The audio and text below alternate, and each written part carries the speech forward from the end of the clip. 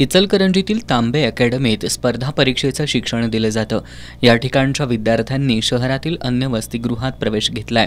मात्र तांबे अकॅडमीच्या वसतिगृहात या विद्यार्थ्यांनी प्रवेश घेतला नसल्यानं अकॅडमीतील शिक्षकांनी या विद्यार्थ्यांना विचारणा केली। यातून या विद्यार्थ्यांना तांबे अकॅडमीच्या शिक्षकांनी मारहाण करून त्यांचे मोबाईल काढून घेतल्याची घटना शनिवारी घडली होती। संबंधित विद्यार्थ्यांनी ही माहिती आपल्या पालकांना दिली। त्यानंतर आज संतप्त पालकांनी अकॅडमीत जाऊन शिक्षकांना याचा जाब विचारला। मात्र शिक्षकांनीच पालकांवर प्रश्नांचा भडीमार करत त्यांच्या अंगावर धावून गेले।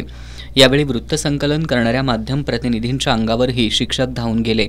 या प्रकरणामुळे तणावाचं वातावरण निर्माण झालं। पोलीस घटनास्थळी आल्यानंतर त्यांनी सर्वांना शांततेचं आवाहन केलं।